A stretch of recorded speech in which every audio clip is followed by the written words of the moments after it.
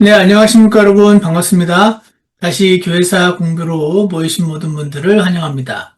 오늘은 이제 원래는 이 로마 카톨릭의 부패와 아비뇽 유수라고 하는 사건과 그로 인한 서방교회 대분열 등을 기록해 놓은 우리 닥터 곤잘레스의 챕터가 있는데 그 내용이 좀 길더라고요.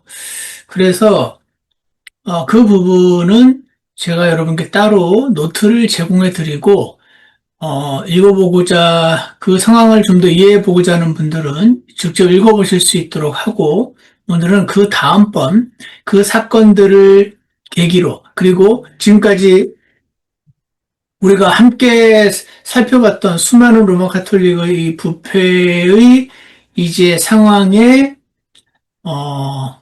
한계에 다다른 일부 사람들이 성경대로 종교 개혁을 하고자 했던 시도들, 흔히 말하는 종교 개혁의 샛별이라고 불리는 잔 위클리프와 그 뒤의 또 잔 허스, 그리고 또 몇몇 종교 개혁자들의 이야기들을 오늘 좀 해볼까 합니다. 먼저 함께 오늘 이 부분을 보겠습니다. 어디냐면 네, 이겁니다. 여기 보시면은요,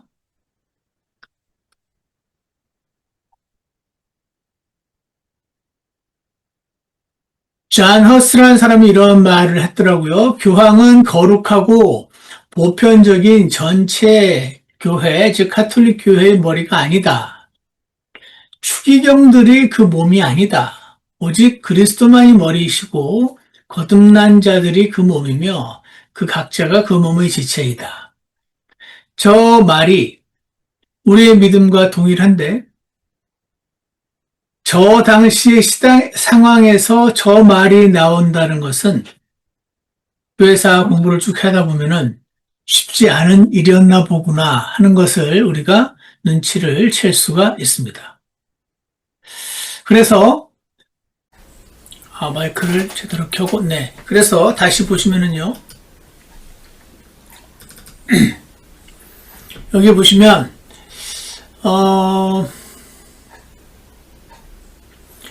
이 공의회주의 운동, The Conciliar Movement, 저 Conciliar가 Council 아시죠? 공회를 말합니다. 공회가 공적인 회의라는 뜻 같은데 보세요. 예전에 AD 300년대에 콘스탄틴 대제가 아리우스 논쟁으로 인해서 교회가 분열될 위기에 처하자 황제가, 대통령이, 왕이 이 목사님들을 소집한 공회를 소집한 바가 있었습니다. 여기서 모든 비극이 교회사에 있어서의 비극의 시작점이라고 저는 생각이 드는데, 자, 그 이후로 이제 바빌론 유수라고 불리는 교황들이 프랑스의 아비뇽에 거주하던 시기가 있습니다. 자세한 내용은요, 제가 해당되는 내용을 여기에 있는 이것을 클릭을 하면은, 제가 MS 워드로 작성해 놓은, PDF로 작성해 놓은 저 노트를 보실 수가 있을 것입니다. 저는 개인적으로 종교개혁 이야기를 온전히 이해하기 위해서는 그 이전의 참상을 제대로 알아야 된다는 생각 때문에 조금 지치기도 했지만 저 부분을 열심히 읽어볼 필요가 있다고 생각돼서 열심히 읽어본 바가 있습니다. 여러분 가운데서도 지금은 시간이 없어서 꼭 필요한 부분만 먼저 읽으신다 쳐도 이 수업이 끝나고 나시면은 제가 나눠드린 자료를 처음부터 끝까지 다시 한번 꼭 읽어보시기를 권하고요. 그리고 제가 지금 여기 클릭하여 눌러서 제공되는 이러한 노트들도 살펴보셔서 도움을 꼭 받으시기를 바랍니다. 그래서요, 교황청이 이제 권위가 쇠퇴를 했어요. 그러자 사람들은 공의회, Universal Council이 교회의 이치를 회복하고 개혁을 단행함으로써 교회를 개혁하고 싶었습니다. 한마디로 공의회가 교황보다 더 높은 권위를 가진다고 주장하면서 이 공의회를 통해서 교황권을 통제를 하고 제재해서 부패를 막아보자라는 나름 건전한 시도, 하지만 사실상 불가능한 시도를 했었던 것을 보게 됩니다. 그래서 꼭 오늘날 정부와 국회의원과 사법부 법관들이 싸우는 내용과 비슷한 내용들이 이 뒤에 펼쳐집니다. 누가 소집할 것인가? 소집하고 나면은 그 다음에 또 어떻게 하고 하는 이야기들이 쭉 펼쳐집니다. 쭉 펼쳐지고요. 이 내용들은 천천히 꼭 읽어보셔서 결국 본질은 무엇이냐면은 제가 간단히 읽어드릴 테니 잘 들어보시기 바랍니다. 공의회 운동이라는 것은 교황권의 남용을 제한하고 이 로마 가톨릭 교회를 개혁하고자 했던 개혁운동의 일환이었으나 근본적인 잘못된 교리, 로마 가톨릭의 교리에는 손대지 못했던 뜻은 좋으나 미약한 시도였다. 교황의 권위 위에다가 공의회를 두고자 했으나 이것은 불가능한 시도였음이 현재 로마 가톨릭 체계 안에서는 불가능한 시도였음이 입증된 사례라고 할 수 있고요. 그리고 지금 이제 이 내용들을 쭉 읽어보시면 왜 공의회 운동이 왜 실패했는지, 어떻게 실패했는지 그 과정이 이제 소개가 됩니다. 저는 개인적으로 오늘날 장로교회, 감리교회도 마찬가지일 것이라고 생각하는데 그들이 자주 하는 일이 교회 회의를 여는 겁니다. 그들은 노회, 총회 같은 걸 열죠. 그래서 거기서 여러 목사님들이 뜻을 합쳐서 저 사람은 이단이라 하고 판정하는 실행이 이 공의회 운동의 실행과 매우 유사해 보입니다. 저는 그래서 개별 교회의 독립성은 그래서 중요한 것이 아닐까 생각합니다. 예를 들어서 뉴저지 중앙침례교회와 복된 소망 침례교회가 개별 지역교회잖아요. 각자의 실행이 다르고 조금씩 근본적인 것은 같지만 그리고 같은 성경을 사용하고 근본적으로 같은 교리를 가지고 있죠. 그러니까 이 두 교회는 서로 친교를 할 수 있어요. 교제를 할 수 있어요. 하지만 어떤 입장에 있어서 조금씩 다를 수 있습니다. 그렇지만 우리 교회, 저 교회, 갈보리 교회, 어디 교회 다 모여가지고 저 사람은 이단이다라고 교회가 모여서 회의를 열어서 이단으로 판정하면 저 사람은 진짜 이단이 되어버리는 이 실행은 그 뿌리가 바로 이 로마 가톨릭 교회 안에서 나왔다. 저는 그렇게 보입니다. 그래서요, 조금씩은 견해가 달라도 개별 지역 교회들은 믿음의 근본 사항을 기반에 두고 일치하는 만큼 서로 교제할 수 있는 것이라고 생각합니다. 자, 그리고요, 다시 여기 내용을 보시면은, 여기에 어떤 내용이냐면, 콘스탄츠 공의회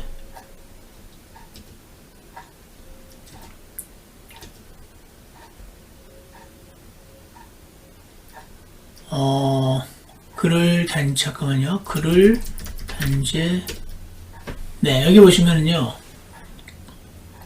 내용이 길어서 이게 클리프에 해당되는구나. 오케이. 그러면요, 이 공의회 운동이라는 게 어떤 것인지 제가 방금 전에 짧게 설명드린 대로 나름대로 종교를, 가톨릭 교회를 개혁해 보고자 한 시도였는데 근본적인 교리에 문제가 있고 성경에 뿌리를 두고 있지 않았던 오랜 시간을 지나면서 형성된 이 로마 가톨릭 교회를 개혁한다는 것은 사실상 불가능하다 하는 것을 입증한 사건들이 공의회 운동이었고요. 오히려 로마 가톨릭 교회에서 나온 개신교회들이 여전히 공회가 여러 지역교회 목사들이 모여서 어떤 사람들을 옳다 그렇다 판단하면 그것이 전체 교회의 입장이 되어버리는 이 개별 교회의 독립성과 반대되는 지점이 기존 개신교회에도 여전히 존재하고 있다. 그렇게 저는 생각이 듭니다. 저는 잘못된 것이라고 생각합니다. 자, 그 다음에 오늘 우리 두 번째 볼 사람은요, 존 위클리프. 존 위클리프부터 여러분과 저의 이제 막혔던 속이 뚫리는 이야기들을 보게 됩니다. 자, 그래서요, 존 위클리프의 이야기에 대해서 제가 나름 곤잘레스 박사님이 설명을 잘 해놨어서 제가 번역을 했고요. 그래서 이 내용을 쭉 살펴보면 이분이 이런 말을 했구나, 이런 생각을 했구나 하는 것들을 쭉 이제 보시게 될 겁니다. 보시게 되고요. 놀라운 말들을 많이 하셨는데 이 부분도 꼭 보시고요. 지금 제가 오늘 함께 보고 싶은 부분은 읽어보지 말고 이 부분. 여기 있죠. 위클리프의 생각은 점점 더 과격해졌다는 말은 성경적이 되었다는 뜻인데, 제가 볼 때는요, 당시 벌어진 소방교회의 대분열, 저것이 무엇인지는 제가 아까 말씀드렸던 그 노트를 참조하시면 될 거고요. 결국 그는 이러되는, 아마도 제 생각에 일어나는 사건들을 보면서 도대체 왜 저러지? 이유가 뭘까? 저는 이 질문을 던졌을 거라고 생각합니다. 그리고 성경을 읽고 연구하면서 여기에 원인이 있구나라고 결론을 내리게 된 것이라고 생각을 하는데, 이런 말을 했습니다. 위클리프는 참된 그리스도의 교회란 교황이 아니고 교황 아래 체계적으로 조직된 교계 제도, His visible hierarchy, 즉 로마 가톨릭 교회가 아니다. 구원받기로 예정된 사람들, those who are predestined to salvation. 이분은 어거스틴 책을 많이 보신 것 같아요. 그래서 어거스틴의 예정론을 받아들이셨어요.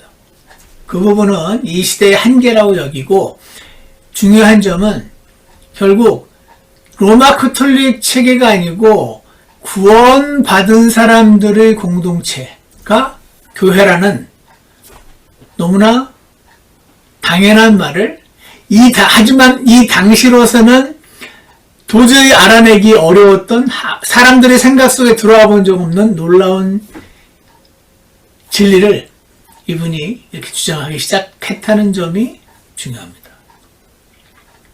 오늘날에는 아마 저 내용을 거듭나고 나서 교회에 기초 성경 공부반에서 배울 수도 있는 내용인데, 우리가 그렇게 쉽게 배울 수 있는 것은 바로 이런 분들 덕분이다 하는 것입니다. 이 당시 상황, 그 새카만 암흑 상황에서 이 위클리프의 저 가르침은 참으로 기상천외하다고 말해야 되나? 교계를 흔들 만한 그런 가르침이었던 것입니다. 그래서 이런 말까지 했어요. 많은 교회 지도자들이 실제로는 구원받지 못한 사람들, reprobate, 구원받기로 예정되어 있지 않는 사람일 수도 있다는 결론에 이르게 되었다. 오늘날에도 저 말은 저렇게 말하면 상당히 많은 반발을 초래하죠. 왜냐하면 많은 분들이 구원받으셨습니까? 그러면 전 장로입니다. 저는 목사입니다. 저는 모태신앙입니다. 저는 4대째 기독교 집안입니다. 이렇게 얘기하는 분들이 많은, 그래서 로마 천주교회와 거기서 나온 장로교회의 전통 안에서 여전히 갇혀있는 사람들에게 여전히 구원받았냐는 질문에 그렇게 대답하는 사람들이 많은 이 상황에서 교회를 다녀도 구원받지 못한 사람이 있을 수 있습니다. 장로교회 아니면 침례교회에서도 목사님들도 구원받지 않았을 수도 있습니다. 그 직분이 구원을 증명하는 게 아닙니다. 이런 말을 하면은 매우 오펜드 당하시죠. 이단 아니야? 이런 말까지 들을 수도 있습니다. 하지만 이 말을 이때 했다는 거예요. 이것은 참 놀라운 일이 아닐 수 없습니다. 우리는 항상 그 당시의 상황을 고려해야 됩니다. 지금 기준으로 옛날 사람들을 판단하면 그것은 불합리한 판단이라고 생각합니다. 그 당시 상황에서 어떻게 그걸 봤을까? 이것이 놀라운 거 아니겠습니까? 그래서 생애 말년에는 교황도 구원받지 못했을 가능성이 크다고 단언했다. 이것은 지금 우리의 기준으로는 너무 당연한 말인데, 그 당시에 저런 말을 하면, 지금도 사실 어떤 교회 목사님이 officially 저렇게 말하면은 아마 큰 소동이 일어나지 않을까요? 정확히는 모르겠습니다. 근데 저 당시에 저런 말을 했던 거예요. Declare that the Pope was among those who were probably reprobate. 이렇게 말을 했던 것입니다. 놀랍죠? 놀란 겁니다. 놀랍습니다. 그러면서 이렇게 생각했습니다. 성경은 교회의 소유이며, 자, 이렇게 표현하면요, 로마 카톨릭 교회는 저 말을 들으면, 그렇지, 우리 로마 카톨릭 교회일 거지. 이렇게 생각하기 쉽겠죠. 그래서 당신이 말하는 교회란 데피니션이 무엇입니까? 라는 질문이 꼭 뒤따라야 됩니다. 어쨌거나 이런 말을 했습니다. 성경은 교회의 소유이며 성경을 올바르게 해석할 수 있는 것도 오직 교회뿐이라는 것은 사실이다. 이렇게 말하면은 로마 카톨릭 교회도 저 교회를 자기 교회로 생각하고 끄떡끄떡하겠죠. 하지만 여기서 말하는 성경의 주인인 교회는 교황이나 성직자로 구성된 제도적 교회, 즉 로마 카톨릭 교회가 아니고 구원받기로 예정된 모든 사람들의 공동체, 구원받은 사람들의 공동체, 즉 참된 교회였다. 와, 이런 드디어 말을 시작한 사람이 나타난 것입니다. 그러니까 성경은 교회 거니까 성경이 그들 손에 두들러져야 된다. 그러니까 그 나라 사람들 말로 번역되어져야 한다라는 논리가 나오게 된 거죠. 물론 생각해보세요. 성경에 그 나라 말로 그 성경이 번역되어야 한다는 말은 나와 있지 않죠.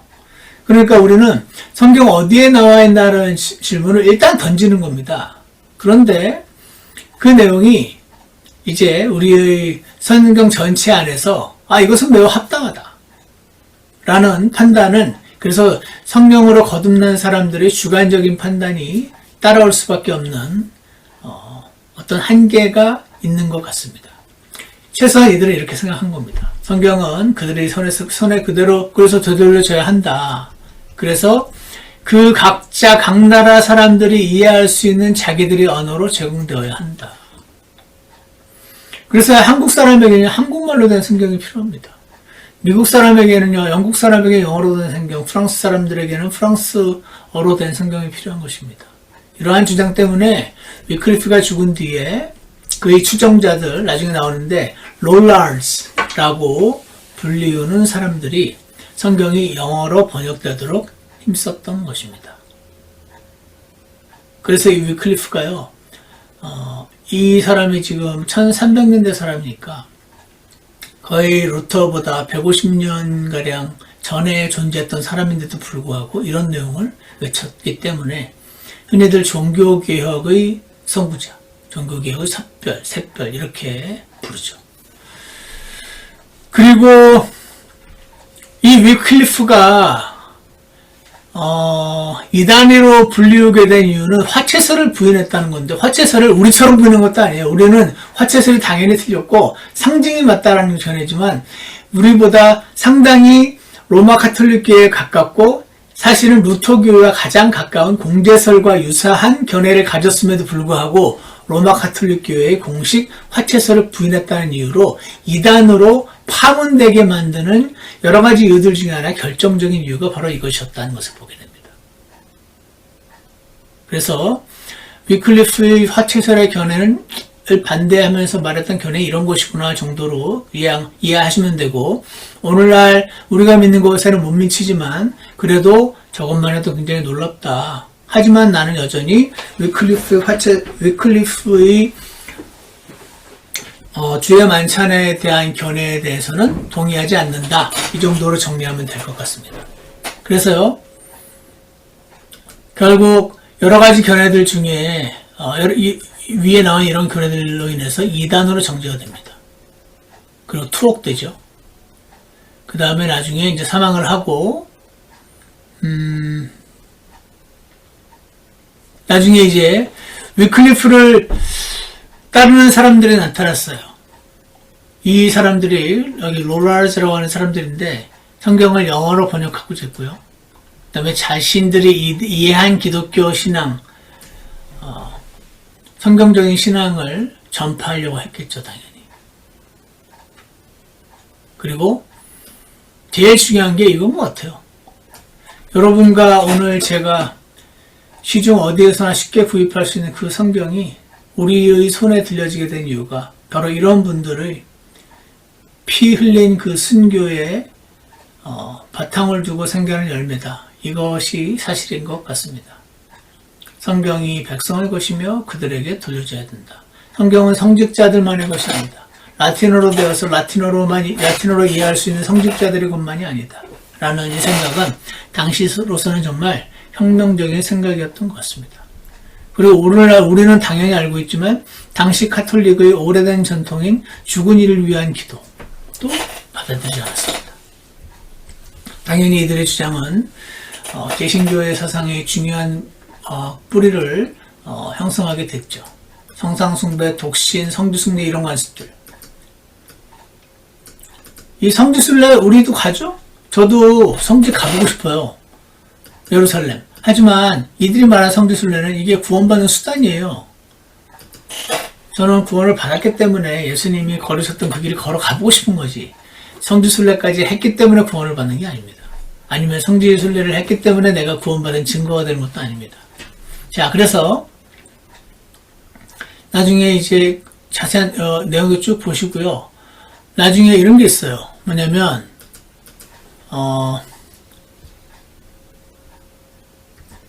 스위프 여기죠. 나중에 이제 그 위클리프가 죽은 다음에 콘스탄츠에서 열린 카운슬 여기에서 그를 이단으로 정죄를 하고요. 그의 뼈를 무덤에서 꺼내서 불태운 왜 이런 짓까지 할까요? 그리고 죄를요 강에 뿌리는 왜 이런 악랄한 짓까지 굳이 해야 될까요? 그 이유는 그거랍니다. 저 무덤이 남아있고 뼈가 남아있으면 사람들이 거기에 모여서 그를 숭배하면서 한 정치적인 세력이 형성될까봐 로마 가톨릭이들 하는 그 행동을 저들이 따라할까봐 아예 그들이 모일 그 구심점인 뼈, 무덤 자체를 없애고자 한 이성적으로 이해는 가지만 그 결과 하는 짓을 보면 이것은 사탄에게서 나온 행동이 아닌가? 라고 저는 의심이 됩니다. 자, 그래서요,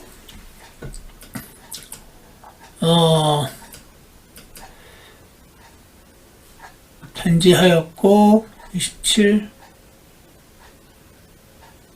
네, 여기 제가 적어놨죠? 그의 사상과 영향력이 더 확산되지 않도록, 거기 안 모이게, 무덤에, 그리고 상징적 경고를 주기 위한 처벌이자 정치적 메시지면서 신학적인 메시지였다 하는 이 내용들 한번 읽어보시고 그 다음에 여기 보시면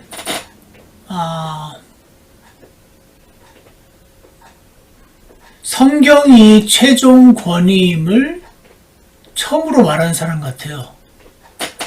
공의회에서 정한다고 그게 맞는 게 아니고 성경과 일치하는가, 교황이 말했다고 그게 진리가 되는 게 아니고 그가 한 말이 성경에 일치하는가, 성경과 충돌하지 않는가, 즉 우리의 믿음이기도 한 성경이 final authority or highest authority 라고 하는 이 원칙은 이 존 위클리프가 거의 처음 말한 것 같습니다. 여러분과 제 입장에서 너무 당연한 말이긴 하지만 이 당연한 말이 이 당시로서는 정말 혁명적인 생각이었던 것 같습니다. 그래서 정말 당시의 시대상에 비추어 볼 때 놀라운 깨달음이 아닐 수 없고요. 그 다음에 저는 이 지금 콘스탄츠 공의에서 위클리프를 이단으로 정죄했지만 사실은 위클리프를 이단으로 정죄했던 그 공의회, 그 로마 카톨릭 교회가 이단 아닙니까? 그래서 공의회가 뭐냐면 한번 읽어봅니다. 여러 교회의 목사들이 모여서 한 회의, 이게 공의회입니다.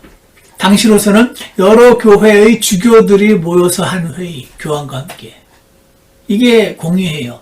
공의회로 모여서 어떤 일을 이단으로 단죄한다고 해서, 위클리프를 단죄한다고 해서 그가 실제로 이단이 되는 것이 아님을 보여주는 좋은 사례입니다.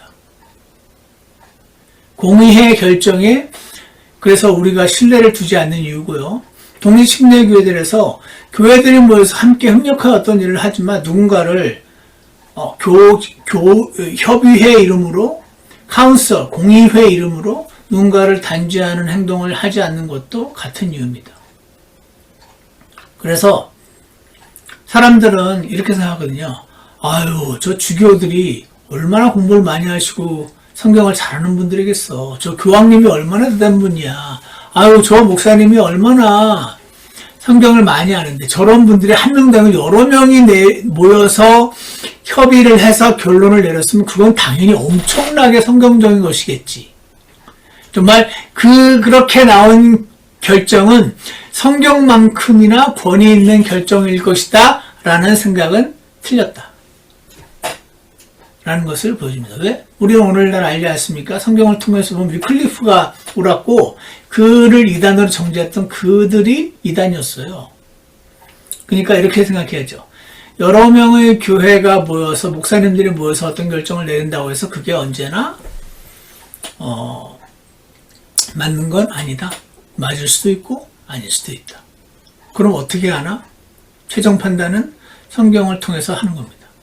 성경에 나와 있는 원리들을 파악해서 성경을 통해서 결정을 하는 것입니다. 여러분 잘 아시는 거지만 제가 한번 반복을 했습니다. 말씀 얘기가 나와서.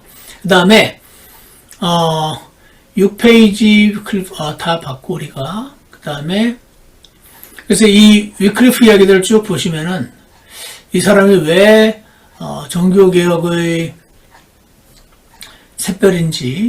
샛별이라고 불리우는지 정말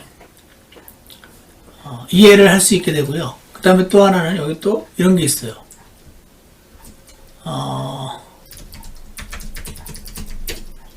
여기 있죠. 롤라드 운동, 그 위클리프를 따르는 사람들이 이제 성경을 번역하자 하는 등등 여러 가지를 주장하면서 그거를 롤라드 운동이라고 불렀는데 이들이 대중적인 운동으로 이제 확산이 됐는데 한때 그들은 의회에 이단에 대한 법을 개정해 줄 것을 요구했대요. 이게 그냥 봐서 그렇지. 여러분, 의회가 국회인데 우리나라 국회가 뭐가 이단인지를 정의할 수 있습니까? 없습니다. 이건 뭡니까? 여기에 역시 여전히 종교가 분리되어 있지 않을 때 이 국회의원들이 누가 이단인지를 법으로 정하는 일들이 얼마나 사악한 결과를 초래하는지를 보여줍니다. 정말 종교 분리는 성경에는 이제 가이사의 것은 가이사에게로 예수님의 것은 주의 것은 주에게로 그렇게 표현이 되어 있는 말씀을 우리가 근거로 삼긴 하지만 명확하게 나와 있지는 않지만 분명히 그런 구절도 있고 이 전체 역사를 볼 때 종교 분리는 굉장히 중요한 것 같습니다. 그래서 어떤 재침례 기도들은 투표도 부정했다고 들었던 것 같아요. 정치에 참여하는 걸. 저는 개인적인 생각입니다. 그것은 그렇게까지는 할 거 없고 우리는 현재 헌법 체계 안에서 한 나라의 국민으로 살고 있지 않습니까? 그 당시 재침례 교도들은 오늘날의 여호와의 증인들처럼 군대 복무의 규정도 불순종했다고 하죠. 하지만 우리는 그렇게까지 하는 것은 올바르지 않다라고 믿지 않습니까? 그러니까 현대의 일반 민주주의 국가 살고 있는 그리스도인으로서 투표에 참여하는 것까지는 우리의 정당한 권리이며 성경 말씀에 충돌하지 않는다고 믿습니다. 그래서 이 재침례 교도들이 한쪽으로 워낙 치우쳐 있었던 로마 가톨릭에 반해서 리액션으로 또 다른 한쪽으로 치우쳤던 경향들이 많이 나타나는 언제나 역사를 보면 그렇습니다. 올바른 합당한 유즈가 있는데 어뷰즈가 나타나요. 어뷰즈가 나타나면 어뷰즈의 일부를 고쳐서 여기로 오면 좋은데 어뷰즈 때문에 이거에 대한 반대로 확 튑니다. 그러면서 또 가운데를 찾아가는 듯한 느낌이 있는데 어찌됐거나 항상 보면 지나친 로마 카톨릭 교회 아래에서 받게 된 이 정말 치가 떨리는 어마무시한 경험 때문에 이것에 반대되는 것은 모두 좋은 것이다라는 생각까지 갖게 만드는 우리는 당시 사람들을 이해할 수 있습니다. 이해는 하지만 올바르진 않다라고 저는 생각을 하고요. 그래서 저는 투표는 하시기 바랍니다. 뭐 제가 이렇게 말한다고 하고 제가 하지 말란다고 안 하지는 않으시겠지만 저는 일부 그렇게까지 주장하는 사람들도 얼마든지 있을 수 있고, 그리고 하나 제가 이제 얼마 전에 그 성경 어디에 그렇게 기록이 되어 있나요? 라는 그 말씀을 일단 했는데, 그 말씀은 다른 또 한편의 설교에 의해서 이렇게 한번 통제받아야 돼요. 무슨 말이냐면, 예를 들어서 어떤 사람이 형제교회에서 우리 교회 와가지고 성경 어디에 피아노를 써서 예배하라고 되어 있나요? 이렇게 묻는 사람들이 있을 수 있잖아요. 성경에 피아노 쓰는 말은 없죠. 성경에 오케스트라, 바이올린과 이런 악기를 사용해서 예배드리는 말이 어디 있나요? 성경에는 그런 말이 없습니다. 그러니까 예배 때 아무 악기도 쓰면 안 됩니다. 이렇게 주장한 사람이 있을 수 있어요. 그래서 저는 개인적으로 더 합당한 질문은 성경에 있어야만 하는 게 아니고 성경에서 명확히 반대하지 않는 것은 가능한데, 그러니까 성경에 피아노를 사용하지 말는 말도 없지 않습니까? 피아노를 사용하라는 말도 없고 예배 때. 그러니까 피아노를 사용할 수도 있고 안 할 수도 있는데 그 교회 사람들이 지역교회니까 독립적으로 판단해서 하면 됩니다. 또 뭐가 있을까요? 제가 예로 드는 게 가끔 있는데 교회 사무실에 컴퓨터를 두란 말이 없잖아요. 컴퓨터 사용하지 말란 말도 없단 말입니다. 컴퓨터 사용하는 거 다양하지만 이제 성경 어디에 그런 게 기록되어 있죠라는 로마 카톨릭이 너무 성경 어디에 기록되어 있는지 무시하고 자기 맘대로 하는 것에 진저리가 난 반대로 튀게 된 사람들이 나는 성경에 있는 것만 할 거야 라고 생각하는 사람들이 생겨날 수 있어요. 성경 어디에 주일학교 하란 말이 나와 있습니까? 성경 어디에 교회학교 하란 말이 나와 있습니까? 그러니까 제가 로마 카톨릭과 같이 너무 성경과 상관없이 하는 사람들을 한번 거르기 위해서 성경 어디에 기록되어 있나라는 설교 말씀을 전했고, 그거를 제가 보시라고 말씀을 드렸고, 제가 리액션 페이퍼 보니까 몇 분은 보신 것 같아요. 그럼에도 불구하고 그게 전부 다가 아니고요. 그 다음에 다음 단계로 좀 더 파인 튜닝 하자면, 성경에 금지되어 있지 않은 것들은 모두가 교회가 가능한 것인데 그 중에 잘 상의하여 주일학교는 너무 합당하다, 피아노 두는 거 합당하다, 우리 교회는 예배 때 기타도 사용해도 괜찮을 것 같다, 이런 식으로 그 지역교회가 합의해서 나가면 되는 것이지 여러 교회 목사님들이 모여가지고 피아노는 된다 안 된다 결정하는 것이 아니다. 그 말씀을 한번 드리고 싶었습니다. 여러분도 동의하실 것이라고 생각합니다. 자, 그래서 종교의 분리 이야기를 또 한 번 언급을 할 수밖에 없었고요.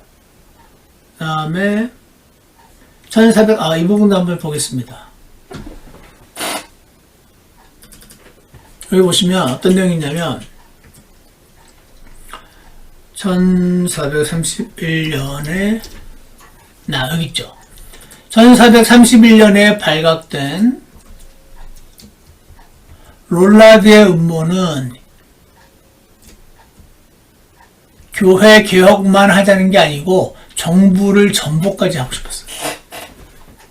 정부를 전복하고자 하는 시대. 이것은 로마서 13장 말씀에 따라서, 그리고 그래서 그냥 먹는 박해도 불구하고 롤라드 운동은 결코 완전히 사라지지 않았다, 이런 말이 나옵니다.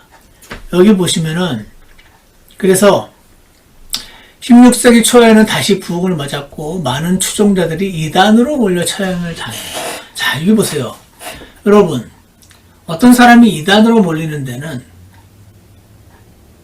여러 가지가 섞여 있는 것 같습니다. 여러 가지가 섞여 있다는 말이 무엇입니까? 실제로 이단으로 보여질 만한 어떤 그 가르침이 있고, 그것보다 더 중요한 거는 어떤 그의 행동 때문에 미워서 그를 이단으로 판단하는 경향이 있다는 것입니다. 예를 들어서 롤라드 같은 경우에 교회의 핍박을 피하고 교회를 개혁하고자 했던 그 충심은 우리가 너무나 공감이 가지만, 우리가 믿고 있는 정교의 분리 원칙은 롤라드가 정부에 개입해서 정부를 전복해서 자신들이 원하는 정부를 세우고자 하는, 이것은 해서는 안 되는 일임을 보여주는 일입니다. 예를 들어서 이제 이 부분에 관해서는 이제 뭡니까?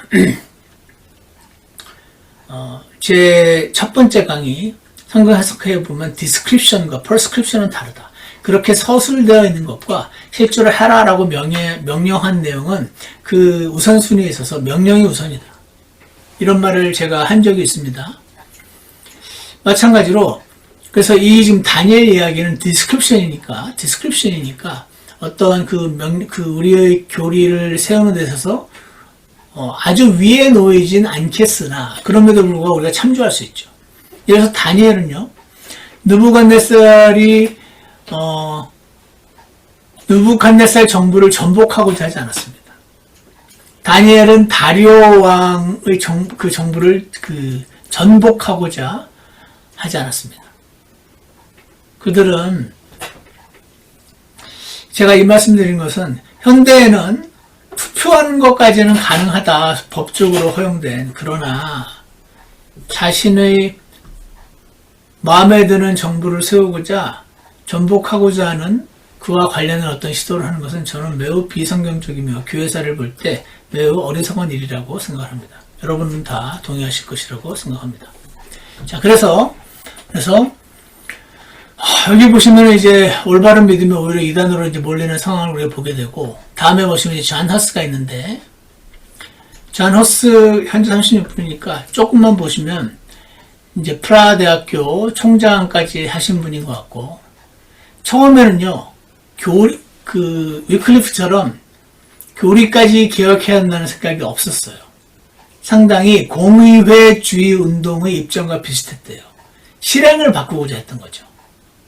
그 정도에 불과했었던 사람인 것 같아요. 근데 이 위클리프가 쓴 책들이, 그래서 책이 중요한 것 같아요. 영국에서 유학한 체코인들에 의해서 보헤미아로 들여온 것입니다. 그러면서 이 책을 읽으면서 막 논쟁도 하고 막 그랬던 거죠. 그래서 이 책들을 읽고 이 논쟁이 진행되는 과정에서 생각하는 사람이었던 존 허스라는 사람이 이제 점점 더 존 위클리프와 유사한 입장을 취하게 되는 것을 보게 됩니다. 존 허스만 따라갔다기보다 여러분과 제가 하는 거 있죠. 예를 들어서 어떤 한 가지 주제에 있어서 이거를 찬성하는 사람들의 학자들 책을 읽어보고 반대하는 사람들의 책을 읽어보고 양쪽을 비교하는 거죠. 이 사람들이 내가 볼 때 더 정직하게 성경을 다루고 성경적으로 설명을 했네. 그러면 일단 나는 이쪽이 합당하다고 내 포지션을 정하는 거죠. 아마 이 존 허스도 그렇게 한 것 같아요. 처음에는 피상적인 개혁만을 생각하고 있다가 존 위클리프 책을 읽으면서 이제 이 사람의 가르침이 이 사람들의 가르침보다 더 성경적이고 합당하네. 내가 이건 성경과 더 일치하는데 하고 점차 위클리프 쪽으로 따라가게 된 것으로 보입니다. 자, 그래서 여기 다시 보시면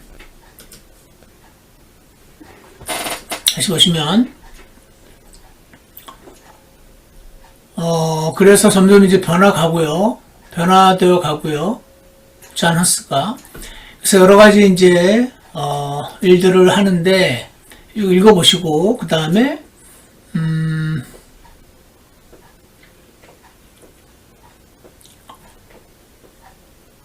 교황한테 이 프라하 대주교가 위클리프의 책들을 못 보게 금지해버리는 교서를 내려달라고 교황한테 부탁을 하고 교황이 들어주는 겁니다. 그리고 설교는 여기에서만 할 수 있다라고 교황이 만든 겁니다. 교황이 만든 순간 법이 되는 거 아닙니까?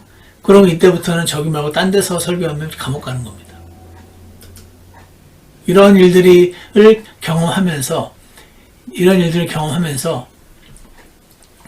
여기 보시면 교황청과의 갈등이라고 표현했지만 교황이 하는 행동과 자신을 핍박하면서 했을 때 그 핍박이 정당한 것인가를 성경을 보면서 기도하면서 찾았겠죠.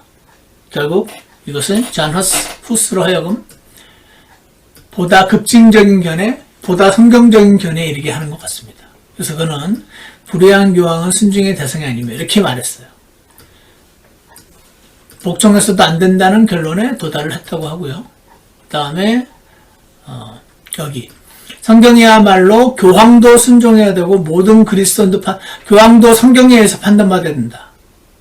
최종 권위다. Final Authority다. 라는 결론에 이르렀다고 합니다. 그러니까 존 위클리프가 외쳤던 Final Authority에 대한 개념을 결국 이해하고 성경적인 것으로 받아들이게 된 것으로 보입니다. 그러니까 성경에 순종하지 않는 교황은 우리는 성경에 순종할 것인가 교황에 순종할 것인가 둘 중에 하나를 해야 한다는 것입니다. 다니엘도 그랬죠. 기도하지 말라는 명령이 있었을 때 다니엘은 기도하지 말라는 왕의 명령에 순종할 것인가 기도하라는 하나님 명령에 순종할 것인가 하나님 명령에 순종했습니다. 그리고 나서 하나님 명령에 순종했지만 자신의 명령을 거부했다는 이유로 죽이고자 하는 왕에게 또 죽임을 당하려고 하지 않습니까? 맞서서 막 집회를 열고 이 정부를 뒤집어 엎으려는 그런 시도를 하지 않았습니다. 그래서